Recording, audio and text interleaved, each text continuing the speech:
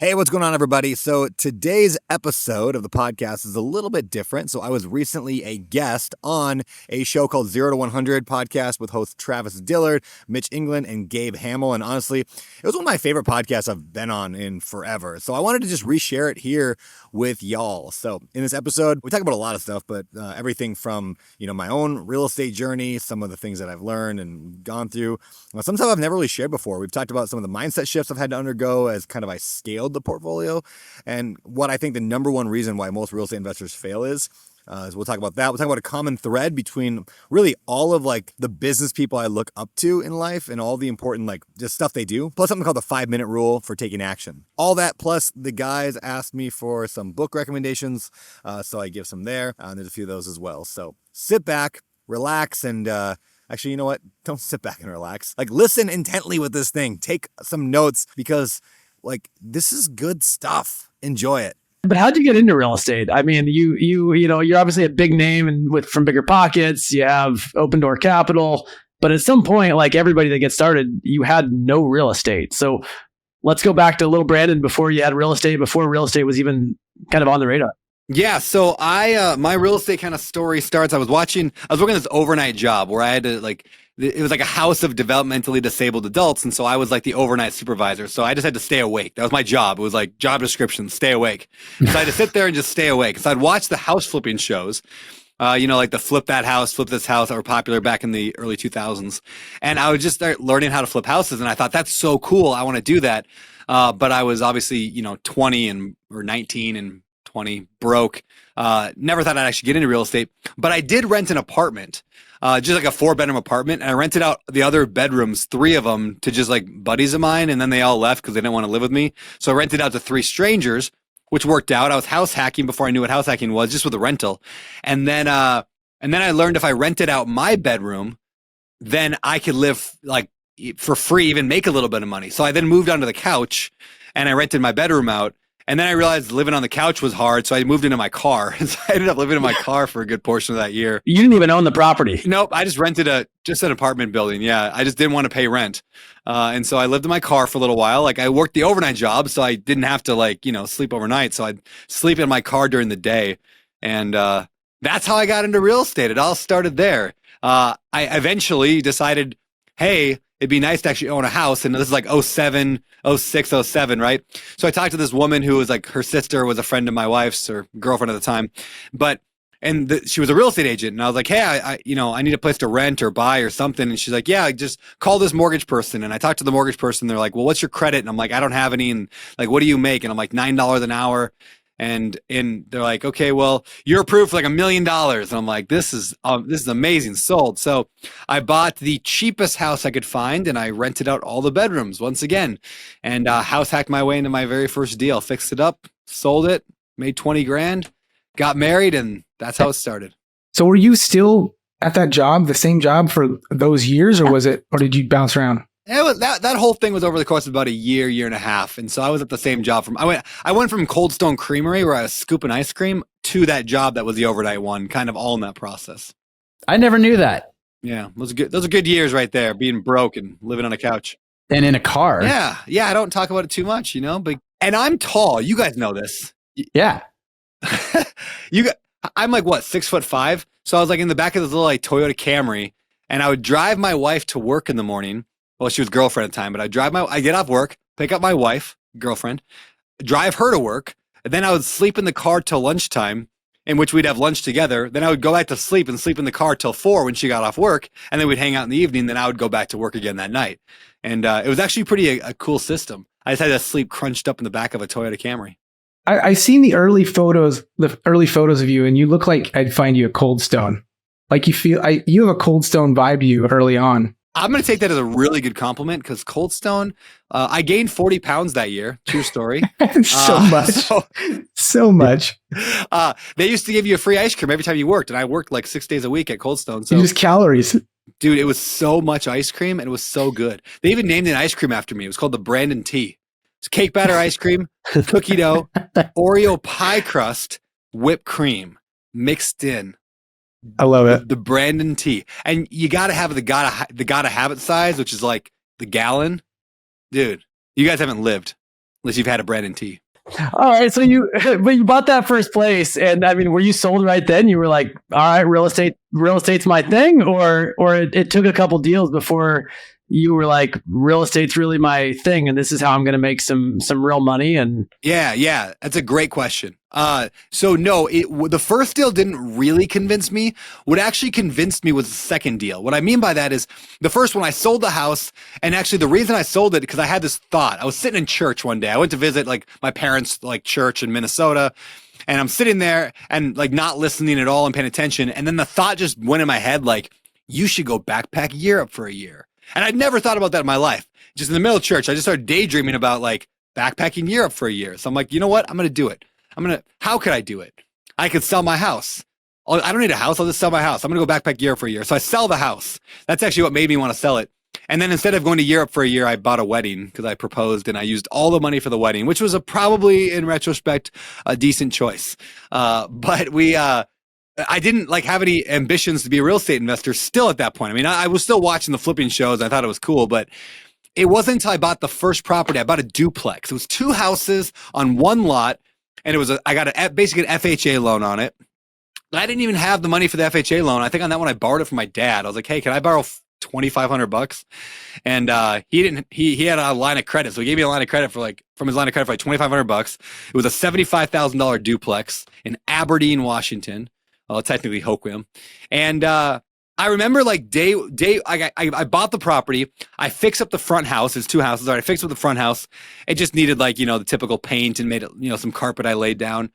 And then I rented it to a buddy of mine, which is a terrible idea. Don't rent to your friends. But I rented it to a buddy of mine, and he gives me like $650 in cash. And I'm standing in this alleyway between these 2 houses, and he handed me $650 in cash, and it totally looks like a drug deal going down.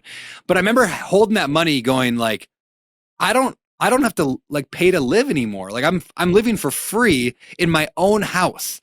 That's the coolest thing ever. That was like insight number 1 is like, this is super cool. And then insight number 2 was, well, what if I did this again and again and again and again? I mean, like if it worked with 1, why don't I just buy a lot of them? And so that started me on my kind of journey to collecting rental units, which worked out pretty well over the next decade. In your mind back then, what was a lot of units? I mean, you got $650 cash. You're thinking, oh my gosh, I'm literally not having to do anything for this money except for own the property. But I'm curious to your mindset back then when you said there were a lot of properties or a lot of units. What was that number? Yeah, it was $3,000 a month. The only number I ever thought of early on was like, if I could make $3,000 a month, I will retire. I will be done for life. I will be set. I mean, $36,000 a year, you guys, is pretty like top shelf. So like that was the number I went for. I never had dreams or ambitions to make more than that. Yeah, I got it. It took me 7 years to get the $3,000. Well, 6 years to get the $3,000 a month. I got it because I bought it like a duplex, another duplex, triplex, a 4plex, and then a 24 unit that I got on seller financing.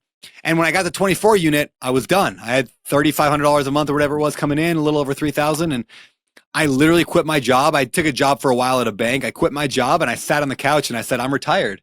At 27, I am retired, and I just stopped working. And I watched a lot of Law and Order. Like, I'm not kidding. Like every day I'd watch like 4 episodes of Law and Order. And retirement was terrible. Was terrible. It's so funny. Like you and I have very similar stories in that I was also 27, except for my cash flow number was $1,500 a month. So I was done and retired, but like I was still poor. 36,000 a year would have been great at that time for me. But I'm curious, like, I know that now, I've been fortunate to spend a lot of time with you. You're a big thinker. You have a big vision. You set these big goals.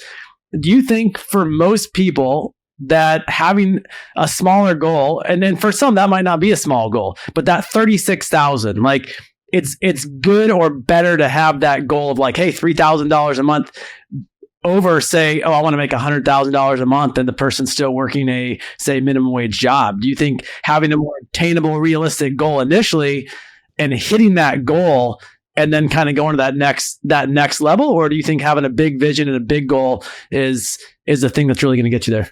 That is such a great question. Here's what I'll say. I mean, I think either could work, but I think having a monster big vision makes you think bigger. And so what I mean by that is this. If I would have come out of the gate and said, I want $100,000 a month in passive income, I would have played a very different game. I would have been having different conversations, attending different masterminds, different meetups. I'd be reading different books. And I probably would have gotten, I mean, maybe I wouldn't have gotten 100,000 a month, but I might have gotten 20 or 30 or 40,000 a month because I was just playing a different game, right? It's the age old like story I tell all the time. Like Cam Cathcart, who I think some of us know, Cameron, his first year in real estate did 100 flips and wholesale deals. Why? Because all his buddies were doing 100 wholesale deals and flips. Like it was just, that's what you do. So like he built systems to get him 100 a year. The same, the question I was trying to solve for was, how do I get 3,000 a month? And the questions you ask yourself, you will solve. Like if you're an ambitious person, if you're a high achieving person, you will answer whatever question you ask yourself the hardest and the longest. And I don't regret asking myself the question of how do I make $3,000 a month? But yeah, if I would have asked 30 grand a month, I would have probably made a lot more money. And actually, I would have made decisions like maybe, insulating that house myself isn't the greatest use of my time. Maybe my time should be spent on finding more deals or training up new partners or raising capital, like the higher dollar per hour tasks. So yeah, the questions you ask yourself, I mean, they determine the quality of your life, the quality of your questions. Well, you hit on and you talk about like, you read about that in the 10X is, bigger than 2X, but like it also helps you get clarity on what not to do. Because like you said, we all have 24 hours in the day. And then if you're focusing on trying to get an extra $300 a month in positive cash flow, you're not focusing on getting $5,000 or $10,000 a month in positive cash flow. My question to you though is like, because we always ask people on this podcast, like everybody has a why, like what's your burning why? Like, cause shit gets hard sometimes, right? It gets tough. Like what keeps you going? But your burning why was like, I just like Gabe, I just want to retire. I want to quit my day job, get 40, 50 hours a week back. Do you think that time that you spent between the Law and Order episodes, being reflective on like, do you think you were like, did you then develop your why to then grow this massive empire that you've built at that point? Did it take getting 40 hours a week back to sort of like think that way? Yeah. I mean, I don't know if this answers that question, but like, I feel like I needed that space that like get me to $3,000 a month, because like what I call it is like level 1 financial freedom, right? There's like, if I want to define it as like 3 levels, there's like, I don't know if I could have even envisioned level 2 and 3. Can we call it R1? We could call R1. Oh, that's right. I like, you guys call it R1. That's way better. I was actually jealous that you came up with that. So like R1, like you need to get that level R1. Like I needed to, not that everyone does, but I needed to see that was possible before I could even envision another level.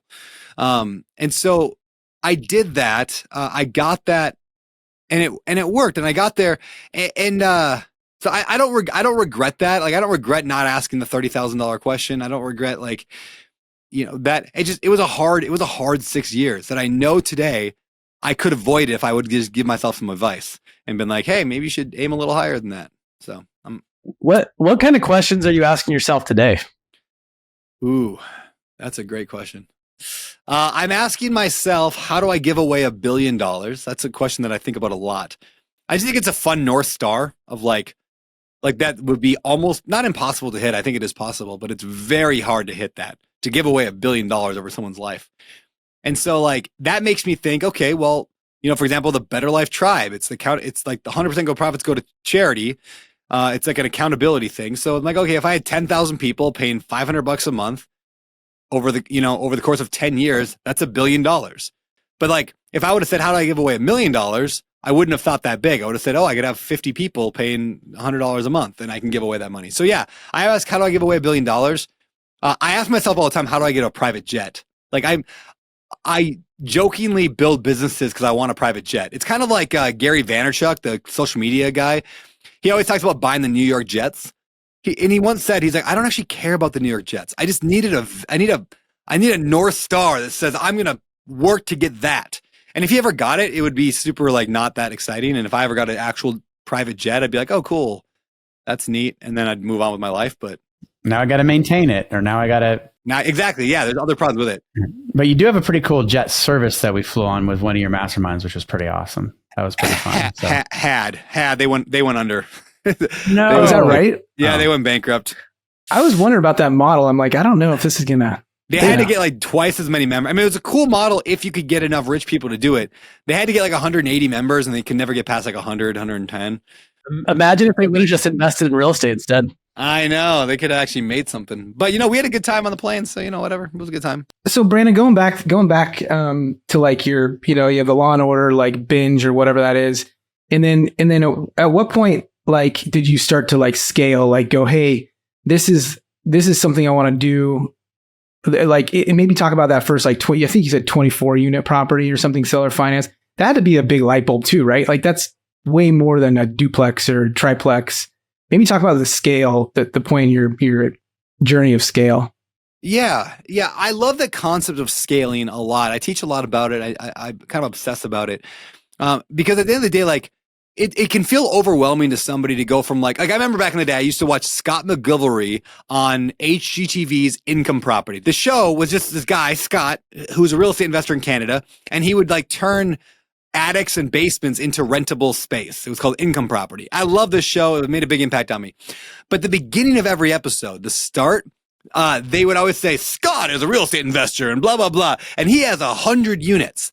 And I remember always thinking like, how the heck does somebody get 100 units? That's absolutely insane. It was such a massive number because my mindset was buy one house a year, maybe two on a good year, like flip one, maybe hold one as a rental. Like that's the scale I operated the first few years, 3, 4, 5 years, because I was thinking linearly, like in a line. So you buy two each year, buy one each year. That would take me 50 years to get to 100 units if I buy two a year. I wasn't thinking exponentially. So today I'm always teaching people exponential growth, right? Like going from 0 to 100 doesn't mean you buy one house a year for 100 years. I'm guessing you guys don't teach that. We do actually. You don't like that framework? Wait, I don't. Yeah. You might want to workshop that one a little bit more.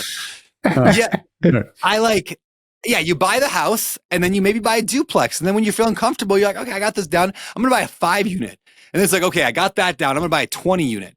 And then I'm going to buy a 50 unit. And before you know it, you did it. You're at 100 units. And it's not actually that hard. So in other words, scaling, when I went from, the duplex, whatever, like buying a couple at a time, and all of a sudden I land the 24 unit apartment building, which came from a cool conversation with an old couple from church. It's a long story there, but miraculously, this 24 unit falls in my lap. And it's one of those like luck meets preparation things. And I ended up landing this 24 unit. And that was, that was a big, big leap. I had maybe 15 units at the time between duplexes and fourplexes and such. Going to 24, that was a leap, but it wasn't an impossible leap. Going from 15 to 25 and only half of them were rented out, that's doable. I learned. And then later on, years later, now I'm fast forwarding to my Open Door Capital days. My first mobile home park I partnered with Ryan Murdoch on was a 50 unit. Again, I went from 24-ish, 30 something units to 50. And then I bought another 50 and I was at like 100. And all of a sudden in 2 purchases, I did the number of units that I did in the 10 years previously. And then in the subsequent years now, in the last 2 years, I bought more than I did the first, 15 years combined. So scale, I don't know if this perfectly answers your question because I'm all over the place, but scaling has made my life easier. I've worked fewer hours on my real estate. It has been easier and more fun. And so with scaling, that's kind of what I learned there is that scaling is fun. I really enjoy it. And I think everyone should aim for that. So I know I'm fairly well off financially, right? But did you know I still house hack? Like, that's right. I've got an extra couple units at my house here in Maui. And I decided to actually rent one of them out because, hey, it's like almost $2,000 a month and I'm an investor. So why not? Do you know the first thing I did when I decided to rent that out? I went to turbotenant.com because there I can advertise the unit, screen for potential tenants, sign the state-specific lease, get automatic rent payments set up, track my income and expenses, and even communicate with my new tenant via the app. It literally made the process so much easier. So whether you've got, 1 unit or a ton of units, check out turbotenant.com. I love it, and I know you will too. Let them know I sent you. I love that answer. And I think also like scaling is like the exponential results happen kind of on the back end. Like it took me a long time to get my first one. Then the second one came quicker. Then the third one came faster. And so it's like, just like you said, with Open Door, the amount you're buying today is just exponentially greater than what took you 10 years to get. And we talk about that a lot with like our elites in our mastermind. We're like, look, like the first one is like getting through a wall. Like it's super hard to get through. And then once you hit R1, you have the time to look for deals, and then that speeds up, and then you're free, And we say this all the time. Like we have different phases in our sort of R1 framework, and everybody looks at the last phase and you look like an overnight success. Like, oh my gosh, like Brandon Turner just grew to like 1 billion units, and like, or whatever the crazy amount. But it's all those sort of fundamental phases of like buying that duplex, figuring it out, understanding how to buy in the right location and cash flow, then getting maybe a 5 unit or bigger, and then force appreciating it. And that's a big light bulb moment for everybody. Oh my gosh, I can actually control the amount of value that I increase this property. So yeah, I love that, man. So it's not an overnight success. That's why I kind of disagree. And I don't know your guys' thoughts on this. I'd be curious, but like Grant Cardone is really fond of saying like you shouldn't buy anything less than 50 units or whatever. Like start with a 50 unit apartment building. I'm not sure a person who has never bought a duplex like has the ability to go buy a 50 unit. Like I could buy the 50 unit because I bought the 20 unit, and I could buy the 20 unit because I bought the 2 unit. There are exceptions to that rule, of course, and maybe it's a limiting belief. But I really think you learn lessons on cheaper properties and make the mistakes on the small deals. And so at the end of the day, it doesn't even matter. Like when people are like, oh, I bought this property and I thought it was going to cash flow $200 a month, and instead I lose $100 a month on it. Boo-hoo. I'm like, who cares? You did your first deal. Like it doesn't really matter. In the grand scheme of things, it doesn't matter.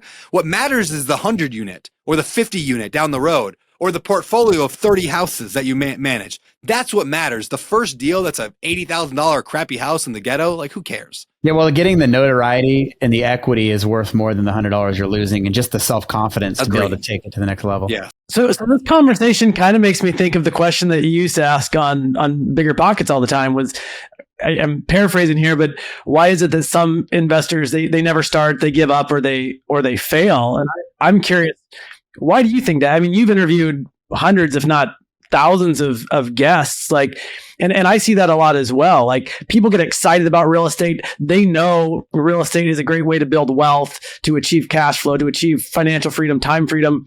But why do you think that the majority of people, the reality is they're either afraid to get started, or they start and they quit, or they fail once and they're like, this is hard and I'm done. So I'm curious, why do you think that a majority appears to be in that boat of like never start, give up, or fail?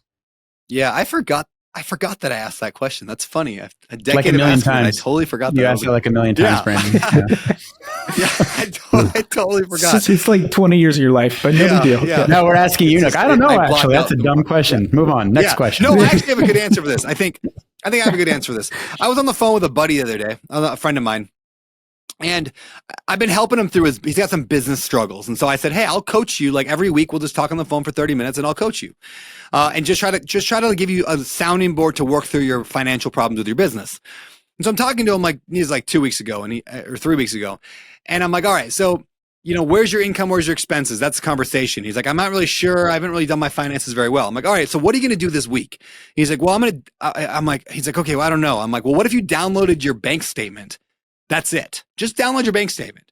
He's like, yeah, that's a good idea. Cause I was like, then in my head, I'm thinking, okay, next week I'll give him a task of going through the bank statement and giving like each dollar a category. So at least we can start to put together a budget. Right. And so a week goes by and we get back on the call and I'm like, all right, so you printed the statements. And he goes, no, I didn't get it. I'm like, what do you mean you didn't get to it? He's like, yeah, I didn't get time. I'm like, it's one click, man. It's 30 seconds. That's all you had to do all week long was a 30-second task. He's like, yeah, I know. I was just really busy. All right. Well, can you do that this week? We get it printed this week. Yeah, no problem. Week later, get on the call. Complaining about all his problems, all his financial problems. Like, okay, let's look at your numbers. I didn't get a chance to print it yet. I'm like, what am I doing on this call? Jeez. Like, what am I doing? This actually, though, is why people don't succeed in real estate, is because there's only about 20 actions that a real estate investor does. Like, I'm convinced there's like 20 things we do. The four of us could sit down and list them off. It's like analyze a deal, right? Make an offer, drive for dollars, do some kind of marketing, have a phone call with a seller. That's 5 of them. I don't even know what the rest of them are. Like, there's not a lot of stuff. This is the simplest business in the world. Network, Yeah, building relationships. Yeah, there might be 10, maybe 10. It's like the 2 simplest businesses, like prostitution and real estate investment. It doesn't get any more easy than this. And Mitch has been successful Mitch at has got both. both. Well, that's a whole other podcast. Mitchell so knows we'll- all about it. It's a whole we'll- other podcast. That's his other podcast. Why can't people do the action? Like, why don't they print their bank statement, or why don't they make the phone call? Why don't they? And so the reason some people give up and fail and never get started is because they can't print the freaking bank statement. They can't make the call or do the action.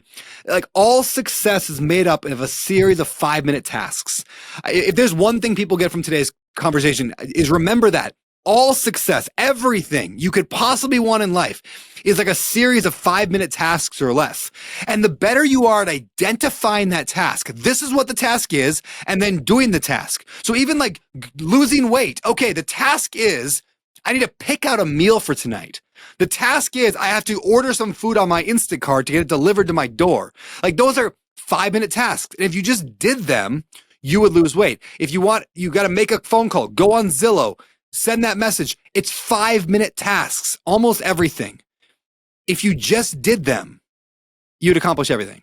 My question for you on that conversation though is like, when he says I'm so busy, I don't have time to download my bank statement. Like, Yeah. and this is Freddie, this is common across people that don't take action. They're busy, they're moving a million different directions and they're going nowhere. Like, what was he busy doing? Like lamenting about the fact he had no money? Yeah. I mean, I don't know. I try to drill them on it a little bit. Because everyone says, what I encourage people, whenever I'm doing any kind of coaching or at some kind of level of that, whenever people say I don't have time, I always try to reframe that and make them say I didn't prioritize it, right? Because that's really what it is. And in reality, that's usually what it is they just didn't think about it. It was important on the phone call. And then you get into what they call like the whirlwind. There's a great book called 4 Disciplines of Execution. And it calls like the whirlwind is just life. Kids crying and customers complaining and all this, right? Whirlwind. As we lose focus on the most important things in the whirlwind. And if we had a system in which we would not lose focus on the important thing, we would accomplish so much. That's why one like thing I teach a lot is called the weekly one. I got the idea from the book, The One Thing, right? So every week I write down my 3 goals for the quarter. On every Sunday night, I literally do this every Sunday night. What are my 3 goals for the quarter? One's always a real estate business goal. One's always a fitness goal. And one's usually a relationship goal. And then next to that goal, I write down, what is my weekly one? In other words, what is the one thing this week I will accomplish to move the ball down the field, like in this category? So now I have 3 goals for the quarter and I have 3 weekly ones, a weekly one for my relationship, weekly one for my health, and a weekly one for my business. And then that weekly one, I look at it every single morning. And if I can schedule it, I schedule it because that way it doesn't get lost in the whirlwind quite so easy because I see it every single day. So yeah, I think people just get lost in it. I love that answer. And I think when this podcast gets released, anyone that hears that needs to go back and listen to it because those 5-minute things, I mean, so many of those tasks are maybe not even 5 minutes and people are not willing to do those things. And it seems like those that are willing to do, they have a level of success much greater than those that are just not willing to do those little things that don't take up a lot of time or a lot of effort, actually. But it also focuses you on being really clear about like, there's a lot more power in thinking about the weekly one than actually writing it down. Like, what is that one? What's going to be the most impactful thing? By the way, the plug for Brandon's journal. I use your journal all the time, your goal setting journal. You guys, you still doing that? Yeah. Yeah. The Intention Journal is still available on Amazon and wherever books are sold. Okay. Yeah. I love that. But I don't have the weekly one in there. I don't think. At least I didn't call it that. But here's the funny thing about the weekly one is I actually struggle sometimes like identifying what that is. It does take a little bit of time. It takes more time to think about what the weekly one should be than it does to actually do the weekly one usually. And so like that planning time every Sunday night when I spend 20 or 30 minutes just thinking like, what is this week going to be? Like, what's the most important thing? That has proven to be so effective. And majority of people do not take time out of their week or day to just think. It's just go, go, go, whirlwind, whirlwind, and they don't have time, right? There's a famous line for that. I think Mark Twain once said. He said, "I apologize for the length of this letter. If I had more time, I would have made it shorter." And I always love that line of if I had more time, make it shorter, because there's such like, if we had more time allotted, we can really like get more focused and dialed on what it is we really want to do and say. And so when we lack that time, that's when things just get word vomited. That's when things don't get clear. That's when we're not sure what the next step is. And every single person can find 30 minutes a week of thinking time. And if you don't think that, if you're listening to this right now, you don't think that, grab your phone with me. If you have an iPhone, open it up, go to settings, go down to screen time, and then tell me what it says. And if yours says 21 minutes average per day, then I'll believe you. But if yours has anything on there that has anything that's remotely time wasting, you have time. It's just priorities. You're not prioritizing thinking time. So, Brandon, when I listen to you, I think about like, when I meet people that are really, really successful, like yourself, and handsome. And you're a beautiful man. I'm not gonna doubt that. I've thought that since day one. How do you know? I mean, most of the space is covered up with this thing hanging there. 15 years ago, I didn't even know it was a real estate podcast. I just saw his picture. I'm like, I gotta be involved somehow. He's a beautiful, handsome man podcast. Yeah, like anyway. Keep coming. So this is good. But when I talk to really, really successful people, I realize like there's this simplicity to it. Like even like, when we like even the Maui Mastermind, right? Like everyone has like a couple goals, and like it seems like the more successful, the more simple, which like most people would think it's like more complex.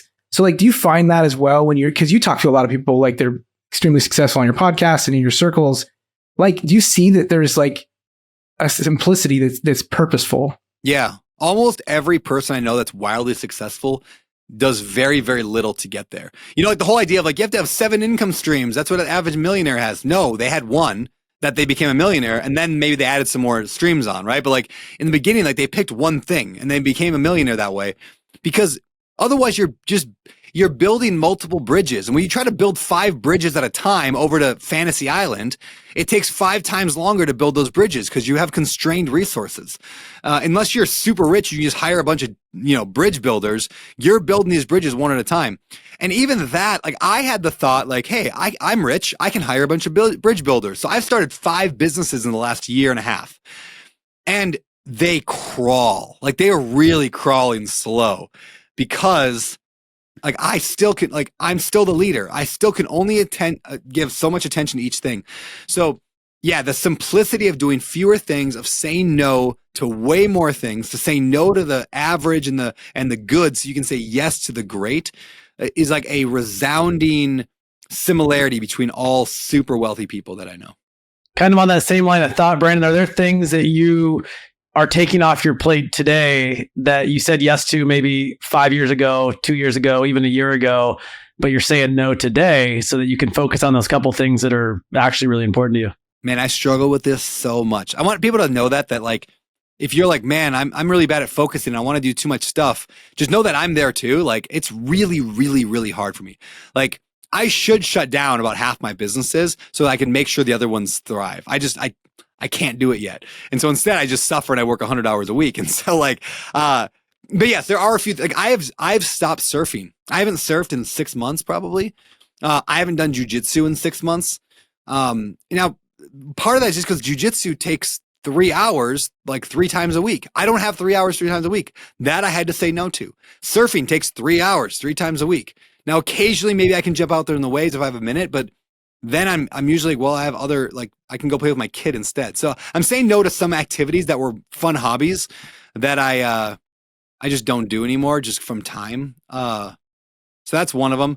I'm very much trying to get out of the day-to-day of running of everything, because I want to be a visionary in everything. And that just takes having the right team, and we're building the right teams. But that's probably the biggest thing I'm trying to do is get out of like feeling like I have to control everything.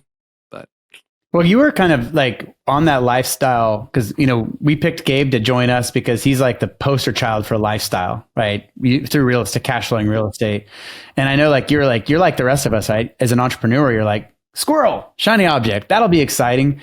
Until you like start and you're like, oh man, like now this is something I have, that's an EIN and an LLC and I got to talk to people and I got to, so like, did you find yourself hitting sort of the fantasy land, the holy grail where you did achieve financial freedom and time freedom really?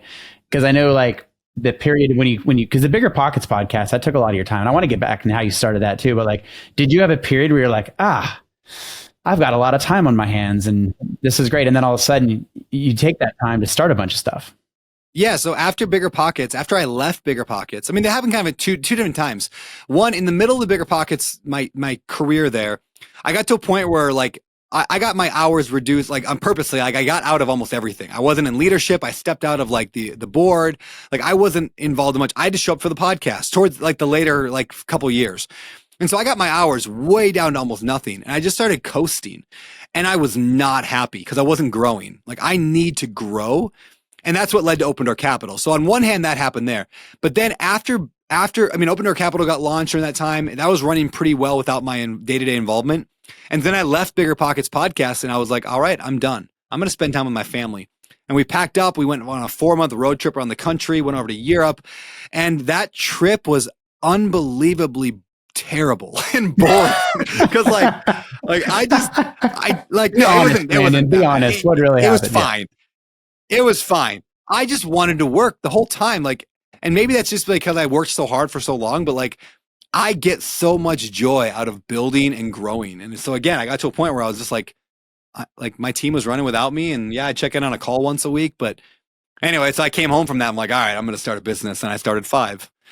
So there's a balancing act somewhere in there I'm still working through. The reason I started so many, by the way, is because I was like, well, I don't know what this is not advice. I was like, I don't know which one's going to make me a bunch of money because I decided to make the Better Life Tribe a charity. So I don't make money that way. I don't make money off of Open Door Capital really because I donate my salary away because I think it's a good way to raise money is by not making money, which sounds silly, but that's been a huge part of my raising money strategy is by making sure I don't make anything until the end, which is, yeah. Brilliant, but it doesn't make me any money now. And my book sales were faltering quite a bit. So I'm like, well, I got to get some cash flow coming in. I sold all my rental properties to buy Open Door Capital stuff. And so I'm just making, cash flow from LP stuff, but that's not very scalable. Anyway, so I was like, well, which business is going to be the best? Why don't I start all 5 and we'll see which one works? And so I started a bunch, a mortgage company and the mastermind and some other stuff, the 50, which I know, Gabe, you're in. And I started all this stuff and it's all been great, but they all kind of worked. And then when they all kind of work, they all require just a few hours a week. And a few hours a week add up to a few dozen hours a week for each of them. And yeah, so lesson learned is maybe I could have just picked one and gone all in, but it's not my style. So Brandon, I got a question for you. Like, what is, I mean, this is a big question, but like, what is success to you? Because like, you're obviously financially there. You got all these businesses. You have a wonderful family. Like wonderful wife and kids. Like, I see you as very successful, but internally, what is that? Is it like, obviously it's more than money. It's giving. What is that to you? Yeah, it's a great question. I feel like success for me would be like waking up every day, doing what I love to do. And also knowing that my wife and kids don't feel neglected. And those two are very, very difficult, right? I would work 100 hours a week. Every week for the rest of my life because I love it. Like I love building stuff and there's hard days and there's good days. But then now I'd be a terrible parent. So, I always say like, you can't judge if you're a good husband. Only your wife can judge if you're a good husband, right? Like we can't judge for ourselves how we are.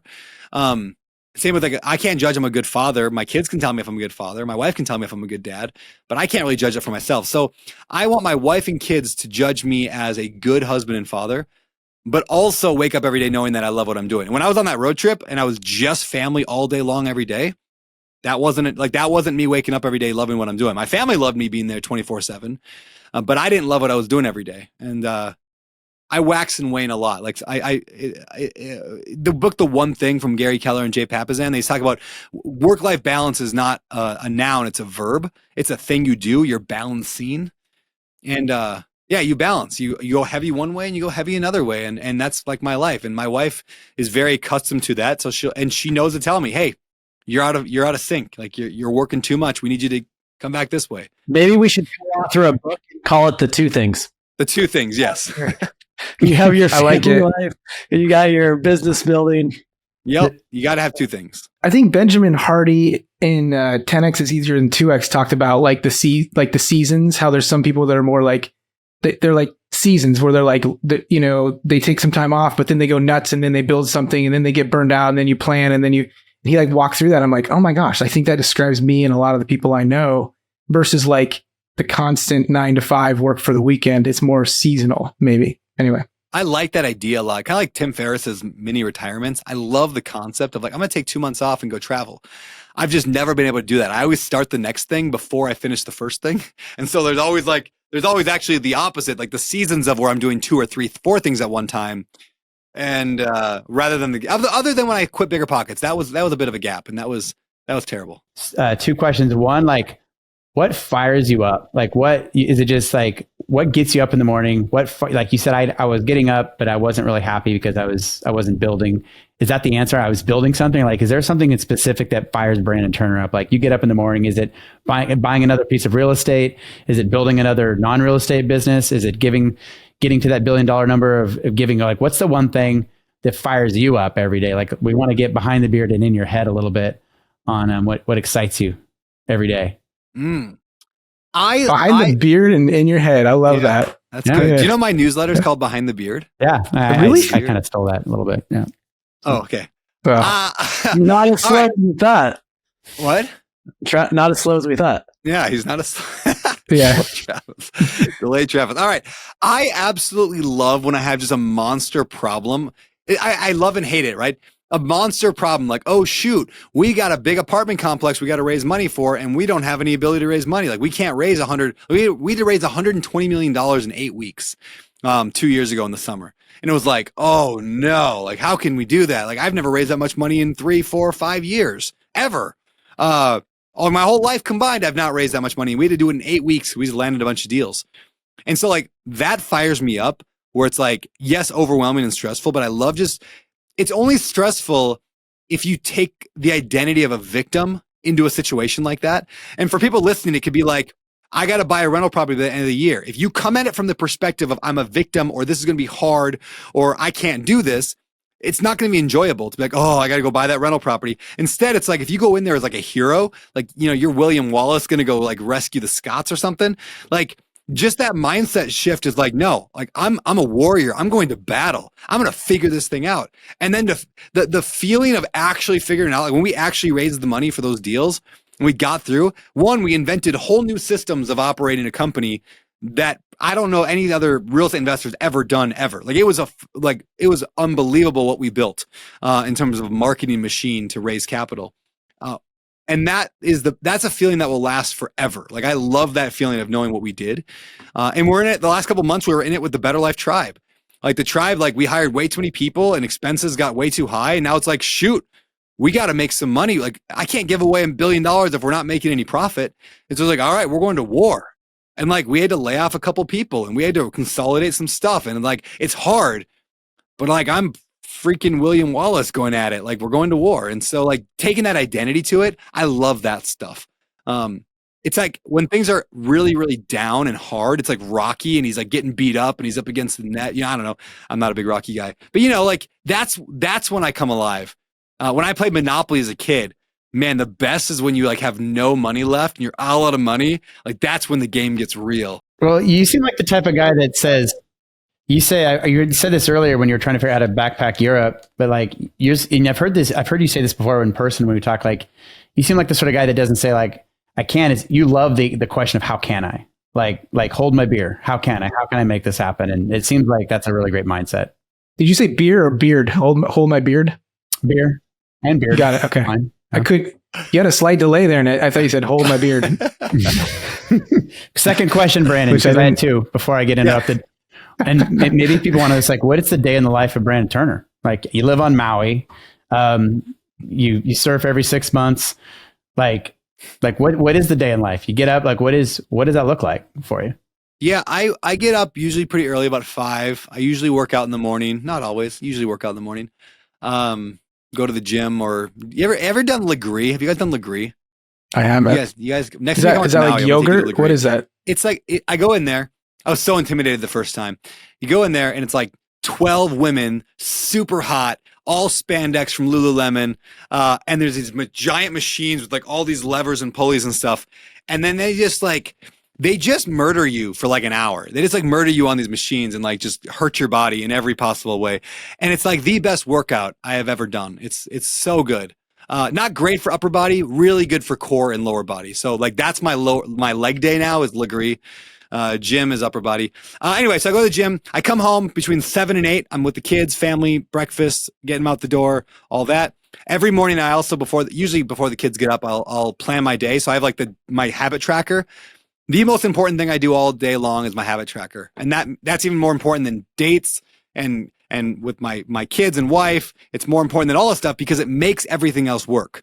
So I track my habits. Like, am I spending enough time with my wife? Am I, tucking the kids in? Am I reading my Bible? Am I doing the things that I know I want to do to be the kind of person I want to be? I track it every morning. It takes 5 minutes.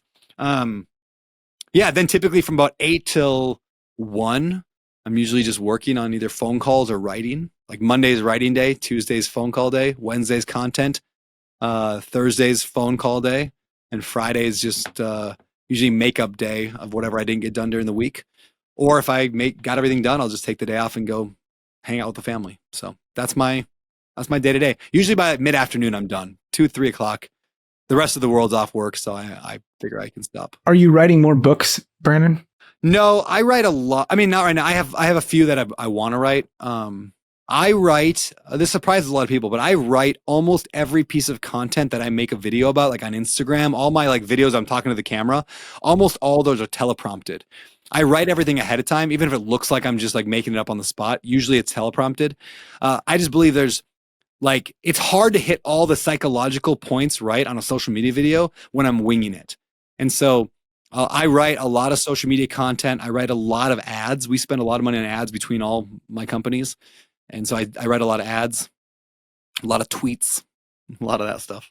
But before we jump off, as we're kind of wrapping this up, I'm curious, and maybe there's not a blanket piece of advice you would give, but our listeners and 0 to 100 Tribe, it's a lot of those that are just getting started, or they're starting. Maybe they have no units, maybe they're at 50, 60 units, and everything in between.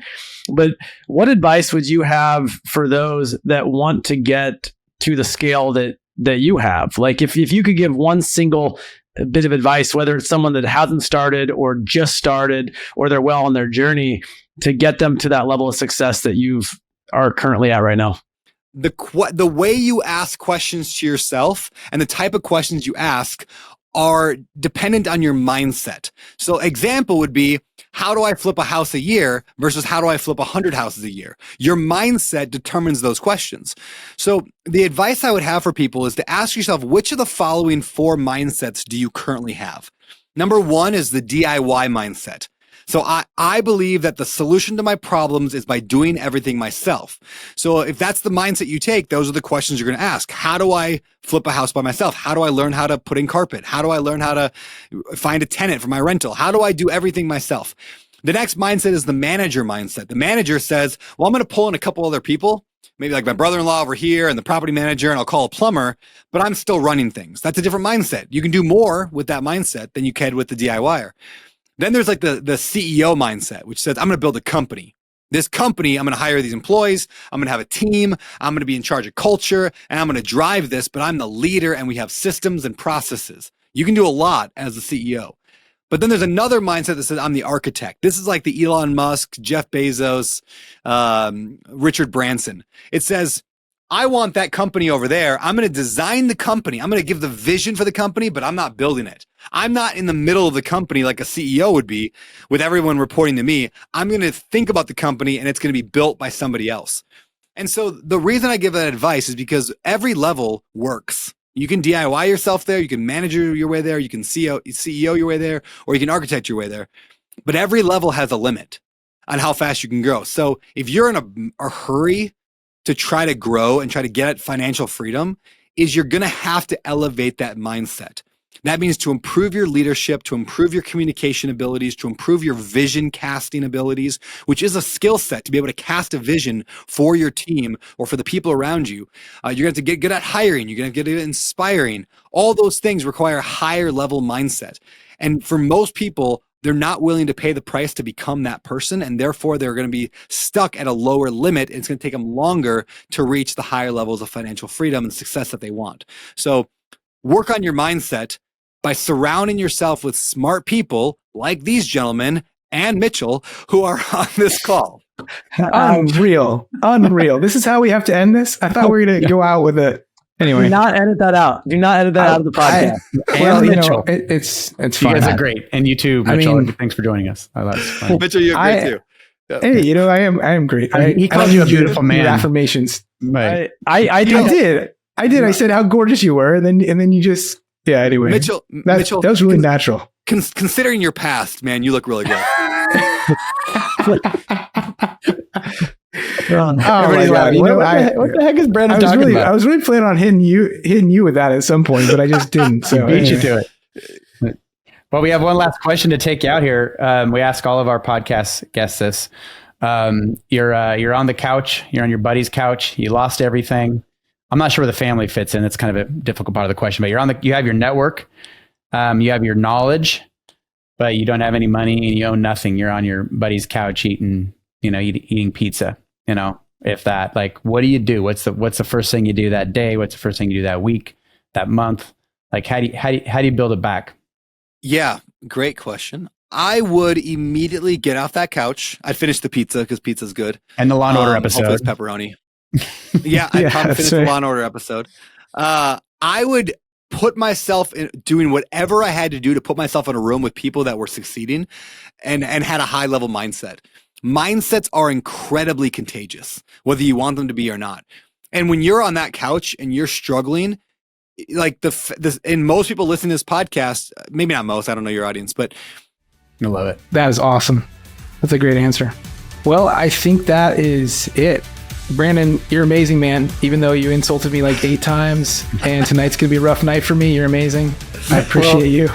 I try, man. Thank you for tuning in to another episode of the Better Life Podcast. We hope you enjoy the show. I hope you got some valuable insights to help you lead a better life for you and your family. Now, hey, if you found value in this episode, please consider leaving us a rating and review on your favorite podcast platform. Your feedback helps us to improve the show, helps us reach more people with this message of living that better life. And be sure to subscribe to the podcast so you never miss an episode. And hey, before I go, this show is all about the habits, actions, beliefs, and strategies that can give you a better life. But in case you're interested and you want to know my opinion on what it takes to live the best life, not just better, and that's from like a more spiritual and faith standpoint, check out abetterlife.com/bestlife. Thanks again for listening, and we'll see you next time on the Better Life Podcast.